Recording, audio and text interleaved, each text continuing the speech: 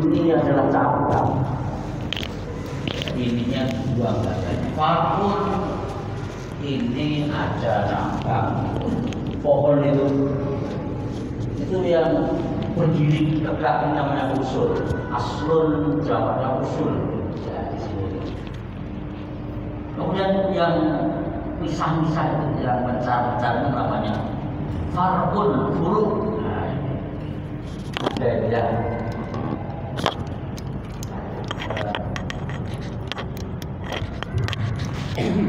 Nah, yang ini adalah aslun usul. Yang cabang-cabang ini farun jamaknya furu. Islam itu kalau sholat, puasa, zakat itu usul, maka tidak ada pertentangan. Tapi kalau sudah furuk-furuknya nanti ada perbedaan. Sholat itu niat, tidak ada bedanya. Ada fatihahnya. Tapi kalau sudah bagaimana fatihah itu, ada yang pakai basmalah, ada yang tidak gitu. Itu usul furuk namanya. Nah, di sini farun, farun cabang. Lah ini bakas wudu farunnya itu apa? Nah,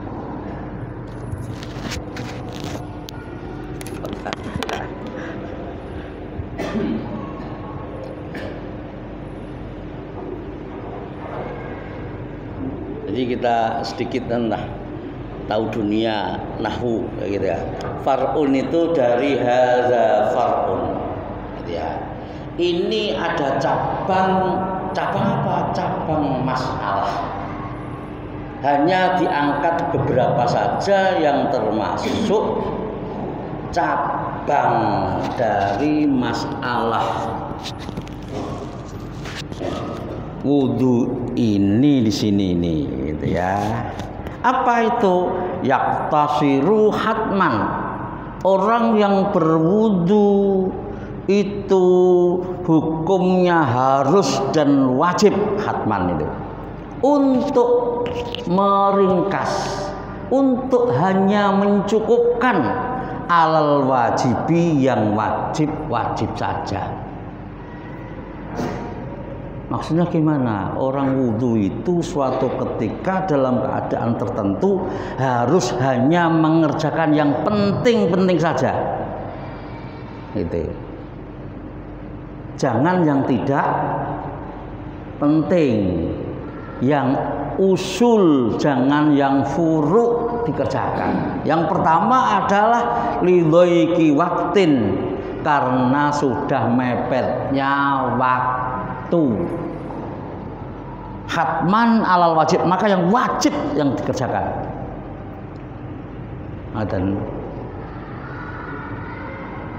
jangan yang tidak wajib dikerjakan. Nah, kita kan sudah tahu mana yang rukun atau yang wajib dari wudhu, dan yang sunnah itu sudah kemarin ya. An idrokis sholah, waktunya mepet, guna untuk mendapatkan sholat, kulliha seluruhnya, fihi dalam waktu sholat. Kalau kita itu sudah waktunya mepet, bangun tidur kok matahari sudah kuning gitu itu. Apalagi rumah kita bisa natap matahari, mataharinya itu sudah mau ambles gitu. Itu harus yang dilakukan wudunya itu yang wajib saja. Itu. Yang sunnah apa? Yang sunnah mamanya kemarin itu nopo? Rambutnya digulonyoi semua itu bapak gitu. Yang sunnah lagi apa? Yang sunnah lagi apa? Setiap rukun itu dibasuh 3 kali sunnah gitu ya. Jadi kalau sudah mepet, agar supaya semua sholat kita ada di waktu itu, gitu. Memang kita harus suatu ketika memang akan terjadi kita itu ngadepi sholat nggak cukup waktunya. Suatu ketika itu seperti itu. Karena apa? Alasan asal tertentu.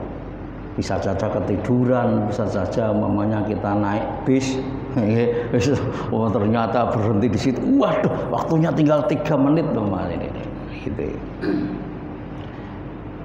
Jadi waktunya mepet untuk supaya seluruh sholat itu ketika Allahu Akbar sampai salam itu ada di waktu sholat. Saya menemukan kasus sebagai gambaran itu, gambaran kenyataan. Tapi kasus ini juga tidak terlalu bisa dijadikan pelajaran, gitu. Dan juga kenyataan yang terjadi. Jadi istri saya itu sering ngejar-ngejar mahasiswa yang sudah 7 tahun nggak selesai, dikejar-kejar supaya skripsinya selesai gitu. Ini artinya apa? Mahasiswa itu selesai di waktu yang ditentukan gitu loh. Tidak ada tambahan. Jadi ada sekarang ijazah itu yang tidak diketahui dikti atau apa, itu ada itu. Tetapi kadang-kadang gitu sholatnya itu dileweh, tidak ingat gambaran anak kuliah itu dibatasi oleh sekian semester gitu. Nak sholat tenang-tenang aja, tapi kalau sekolah sudah 7 tahun rek, ini bahaya gitu. Begitu juga kalau waktunya sholat itu sudah mau habis ya kayak semesteran itu. Loh gitu. Diharapkan sholat itu ada pada waktu yang ditentukan. Ada juga yang di awal waktu. Dengan sholat jamaah di sini termasuk awal waktu. Kalau yang ditentukan berarti kalau isya nanti sampai mau terbitnya fajar sodik itu gitu, sekian menit ya gitu. Ketika kalau puasa ada tarhim itu loh, ada apa namanya, imsak lah gitu. Saat itulah isya sudah mulai habis itu gitu. Kalau kita sering di awal waktu. Yang nomor 2, wa idraku jama'atin aula minat taslis. Orang yang wudhu itu wajib hanya melaksanakan yang fardu-fardu itu, sekaligus dia tidak memperdulikan untuk mentiga kaleni rukun-rukun itu, dimana 3 kaleni itu adalah sunnah. Jadi Allah Akbar, la ilaha illallah. Wudhu kita nggak perlu lah untuk di 3 kali ini. Sekali. Itu justru lebih baik. Aula, lebih baik. Wasairi sunanil wudhu, demikian juga sunnah-sunnah wudhu yang lain. Kalau kita ingin supaya menemukan keafdholiannya berjamaah, maka itu harus ditinggalkan ngejar berjamaah. Wairud dalki malam yarja jama'atan ukhra. Begitu itu kalau tidak kaitannya dengan menggosok. Kalau sunnah gosok ini gitu,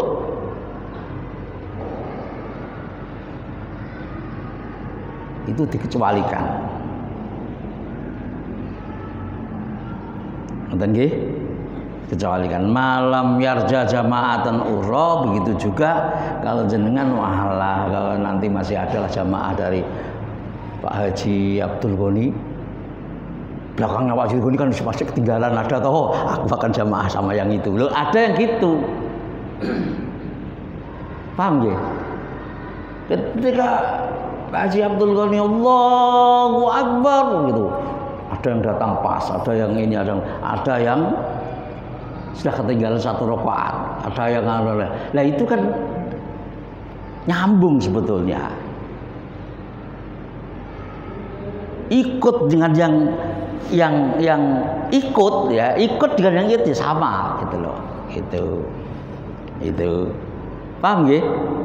Tidak jenengan dari rumah itu sudah biasa nggak terlambat lalu terlambat, ngoten. Itu dengan makmum yang belakang insya Allah ganjarannya sama. Tapi kalau sudah biasa nelat ya sembuh lah gitu, biasa telat gitu loh.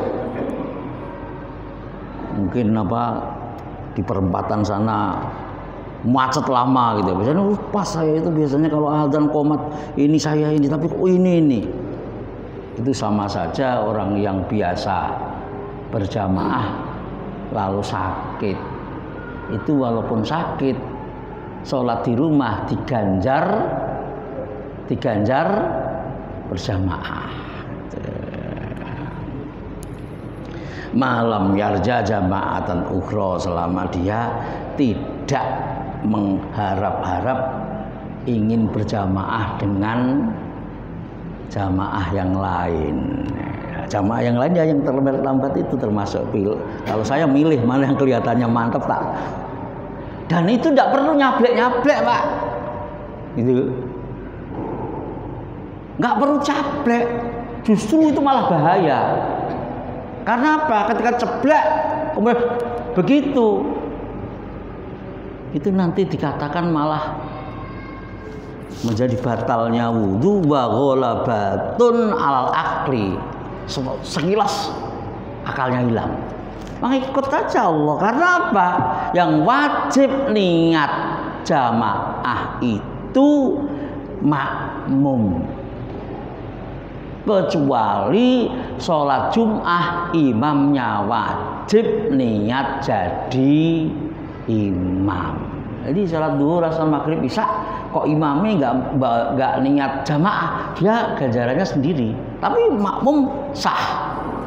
Tapi kalau makmum tidak niat jadi makmum, ya nggak itu. Kecuali sholat Jum'ah imamnya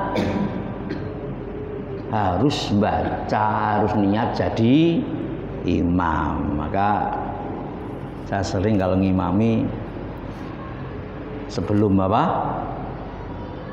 sebagai muqaddimah usolli fardhul Jum'ati rakaataini imaman, berhenti sebentar baru Allahu Akbar gitu saya gitu. Oh, imamnya tahu bahwa niat jadi imam itu harus ketika sholat Jum'ah gitu kan. Biasa yang diam Allahu Akbar, ada yang gitu kan. Nah, sebaiknya kalau jadi imam sholat Jum'ah gitu,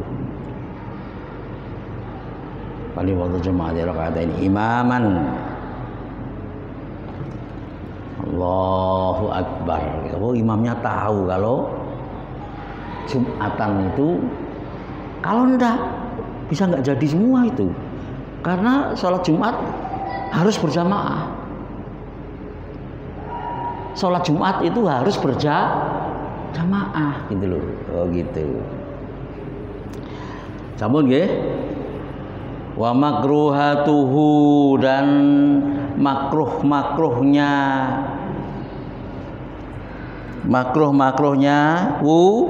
wudu. Yang pertama al-israfu fil ma'i. Israf pakai sin. Kalau israf itu berfoya-foya, berlebih-lebihan. Kalau israf itu pakai sin yang ada titik itu mulia. Maka syarifah, syarif itu keturunan Rasul sallallahu alaihi wasallam. Israfu fil ma, berlebih-lebihan dalam menggunakan air gitu. Satu satu tangki yang isinya 700 liter itu habis untuk wudhu gitu. Itu aneh itu, tabdzir itu, israf. Yang berikutnya makruh lagi adalah wa taqdimul yusra al yumna, mendahulukan kiri mengakhirkan yang kanan. Yang ada kiri kanan apa? Tangan dan kaki. Asal kaki kiri dulu ya. Makruh itu. Tidak batal. Kok mendahulukan kiri berarti makruh dalam wudunya itu. Wan naqsu anis salasati, makruh juga basuh tangan hanya 2 kali. Kalau 3 kali sunnah, kalau 2 kali makruh. Basuh kaki 3 kali sunnah, 2 kali makruh. Karena apa? Itu an-naqsu anis salasah, kurang dari 3 atau cuma 1, karena 1 itu kurang dari 3, paham ya? Jadi cuma 1 itu makruh hukumnya, kecuali jika waktunya mepet atau ingin tidak ketinggalan jamaah gitu ya. Wa ziyadatu 'alaiha, dan juga lebih dari 3 makruh. Siang-siang itu poso-poso lagi basuh wajah sudah 3 kurang seger aja. Ini rata-rata kita alami waktu dulu. Waktu di desa itu. Puasa itu jalan mulai pagi, jalan nyari apa-apa ketika zuhur, kemudian capek, kemudian di musola. Pas wudu itu basuh wajah itu berkali-kali. Lebih dari 3 itu namanya waziyadah 'alaiha. Itu berarti makruh. 4, 5, 6, 7, 8, 9 sampai menghabiskan uang air satu tangki gitu. Nah, makruh itu min ghairi ma'in mauqufin. Begitu itu kalau air tidak air wakaf. Dan beripun maksudnya? Orang wudu nggih basuh tangan sampai 4 kali.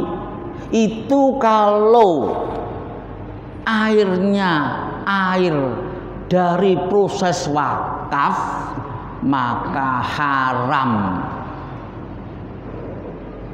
Dulu Pak, di Rembang itu ada orang yang namanya, Rembang itu kan daerah sangat banyak keringnya, Pak. Pinggir pantai, gunung juga gunung yang banyaklah, sedikit sekali sawah-sawah yang banyak air gitu. Ada yang namanya Mbah Soleh, itu orangnya kaya, sukanya membuat sumur-sumur di masjid-masjid, tapi nggak gampang itu. Gak gampang dapat. Seperti Denpasar ini, luar biasa. Denpasar itu dulu saya di Panjer itu 3 meter sumur sudah bisa dipakai. Kalau di Rembang, itu hampir sulit itu. Cuma sekarang kan teknologi sudah modern ya, mindah air itu gampang saja, seperti bukit Sekarang nggak ada yang sulit cebok dia, sudah dikirim dulu gitu. Nah, seperti air yang diusahakan oleh Mbah Umar ini kok dipakai oleh jamaah situ. Kalau wudhu basuh wajah 4 kali, 5 kali, 6 kali haram itu. Yang keempat, kelima itu. Karena apa? Ziyadah alaiha, lebih dari 3. Kalau 1 atau 2 itu makruhnya, bukan makruh ziyadah, tapi makruh karena tidak 3 kali, gitu. Paham nggih? Air sini air wakaf nomboten ini. Air wakaf apa ndak ini sini? Lu nak sumur wakaf kan sama, gitu loh. Kalau sumurnya sumur wakafnya orang, ya sama, gitu loh. Loh, kalau air sini itu air wakaf, hati-hati. Kalau sumur sini itu, udah Pak, ini Pak bor, urusan saya semuanya. Wakaf itu, saya wakafkan. Ngoten. Sini kotak gitu, dari kotak buat bor itu ya. Tapi sekarang juga ada wakaf uang loh Pak. Sekarang itu ada wakaf uang gitu. Makanya kita harus terus berkembang terus itu pemahaman dari pelayanan kepada Allah. Sekarang itu ada wakaf uang, gitu loh. Itu. Nah, kalau gitu gimana? Maka kita sebagai jamaah harus hati-hati kalau menggunakan sarana-sarana yang sifatnya umum, karena siapa tahu itu adalah dari unsur wakaf. Airnya hanya dipakai seperti tadi, tidak boleh berlebih-lebihan. Ingatan. Faminhu haramun, kalau air itu dari dana, dari usaha wakaf, haramun, maka haram ziyadah ala salasah, lebih dari 3. Ini ilmu kita ngeten, begini ilmu itu. Yang makruh itu Pak, biar selesai. Biar batalnya batalnya wudu. Wa nawaqiduhu, dan hal yang membatalkan wudu. Tayakkunu khuruji ghairi maniyihi walau rihan, yakin ada keluarnya sesuatu, misalkan berupa angin gitu, dari pantat kita gitu. Di sini dikatakan ghairi maniyihi, selain maninya. Kalau mani justru malah apa? Adus, mandi gitu ya. Mandi. Wa ghalabatu 'alal akli, dan batalnya lagi adalah kalau hilang akalnya. Ya, maka tadi jenengan makmum nggak usah gebuk makmum imamnya. Siapa tahu jingkat, kan banyak. Kalau itu berarti ghalabatul akal, akalnya sekilas hilang, begitu. La binaumin, hilang akal tidak karena tidur, memakkinin maq'adahu, yang menempatkan bokongnya yang bisa menjaga lubang duburnya. Duduk kan ada yang ya. Duduk itu loh, duduk kita ini kan ada yang bisa menjaga bokong. Duduk gini langsung gelempang gini batal sudah. Itu. Yang hilang akalnya tapi tidak batal wudunya adalah hanya tidur yang bisa menempatkan bokongnya sebaik mungkin, gitu aja. Makanya kalau kita makmum jangan gebuk-gebuk imam, karena itu tidak duduk. Loh ngoten niku. Enggak ada itu di fikih itu. Gebuk apa? Imamnya. Imam itu tidak perlu tahu, tidak perlu niat menjadi imam. Wa mashu farji adamiyin, dan membasuh dan nyentuh anunya anak Adam, batal itu. Anak Adam itu bisa dirinya sendiri, bisa orang lain gitu loh. Masa saya anak Adam jenengan ndak, kan ndak. Farjinya anak Adam itu berarti ya siapa saja gitu loh. Demek anu dhewe batal, wong liya lebih ngeri lagi. Wong liya pegang-pegang gimana kemaluannya anak orang lain itu gitu. Apalagi kemudian kalau perempuan malah kayak gitu. Bibatni kaffihi, dengan batinnya telapak tangannya, yang secara fikih yang termasuk batinnya telapak tangan itu kalau diginikan itu yang tidak kelihatan, yang tidak kelihatan kalau diginikan itu. Jadi kalau dudul itunya sendiri pakai sini ya enggak lah ya. Karena lu masih kelihatan, yang kelihatan nggak batinnya lu. Menyentuh kemaluan tapi yang apa namanya? Yang tidak kelihatan, pakai kulit yang tidak kelihatan kalau diginikan. Begitu. Tetapi kan ya anulah, harus ikhtiyat lah gitu nggih. Gini-gini nak kena sidik gitu ya gitu. Ya dianggap pokoknya setiap yang putih ini dikatakan batinul batinu kaffain itu. Wa talaqi basyaratai zakarin wa unsa, dan bertemunya, bersesentuhannya kulit laki-laki dan kulit perempuan. Gitu. Di sini tidak ada yang namanya perempuannya tidak Islam, Pak. Tidak ada. Kita laki-laki nyentuh kulitnya perempuan non muslim sama. Karena apa? Tidak ada keterangan ini muslim atau tidak muslim. Kalau kita wudu kok nyentuh kulit perempuan, batal. Begitu juga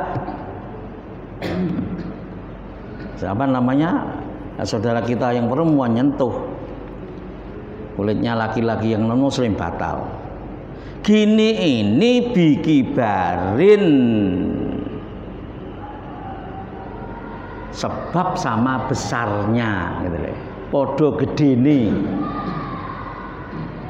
Jadi kalau jenengan kemudian sama anak TK ya ndak lah, sama SD gitu-gitu. Tapi kalau sudah apa itu, sudah menstruasi, sudah cemokot apa itu sudah apa, nyawati, ya sudahlah gitu, itu sama besarnya.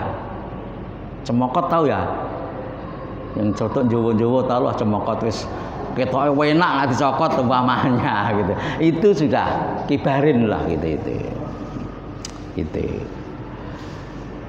Lama mahromiyatin, tidak batal sentuhan dengan mahram adik kita, mertua kita, dan seterusnya. Wa yahrumu bil hadasi salatun wa tawafun, haram bagi yang hadas salat maupun tawaf. Wa sujudun, dan sujud apa saja. Sujud ketika salat kah, sujud tilawah kah, sujud apalagi syukur kah, sujud. Kalau sujud harus punya wudu, apalagi sujud karena sholat. Jadi sujud ada banyak, sujud ketika sholat, sujud sahwi, sujud tilawah, sujud syukur, harus pakai wuduan. Wa mashu wa hamlu ma kutiba fihi, menyentuh dan membawa apa yang ditulis di dalamnya Quran, lidirasatin, untuk dipelajari, lama tafsirin, tidak bersama tafsirnya, zada alaihi. Ini dijelaskan. Jadi kalau ada buku ditulis Al-Quran di mana selain Al-Qurannya kok lebih sedikit, maka itu sudah terkena Tapi kalau tafsirannya, keterangannya, jadi tulis ini kemudian ada penjelasannya, terus bawahnya ada matematikanya, ada fisika, macam-macam satu buku itu, maka enggak. Tapi kalau banyak ayat Qur'annya itu tidak boleh disentuh. Oh, itu kecuali harus pakai wudu. Wala qalbu waraqihi bi udin illam yamfasil alaihi. Dan juga tidak boleh molak-malik Quran gitu ya, mushaf bi audin dengan apa? Kayu segini apa namanya ini? Apa namanya? Ya itulah, dengan diding apa itu. Illam yamfasil alaihi, walaupun tidak pisah itu. Kalau orang nggak punya wudu ya nggak boleh orang. Maaf, wala qalbu ini atafnya di sini. Wala qalbu artinya tidak haram gitu ya. Ini ataf ini loh di sini itu. Kitab itu gitu, ada ataf-atafnya itu, kalau kepleset sedikit mestinya menyimpan kata tidak gitu. Dan tidak haram bolak-balikkan kertas gitu, walaupun kertasnya sama cutiannya itu tidak pisah, nggak apa-apa, nggak nyetrum gitu.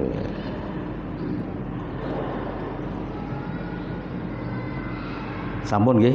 Jadi kalau Quran gini kepingin namanya saya sudah wudu, saya sudah batal daripada sudah batal tak buka-buka gini ya, mau wudu males gitu. Biar urutan ayatnya masih ada. Gitu itu tidak masalah. Gitu. Wala qalbu waraqihi bi audin gitu. Dan tidak haram membolak-balikkan kertas yang ada tulisannya Quran bi audin dengan diding-didingian ayat itu. Ngaten.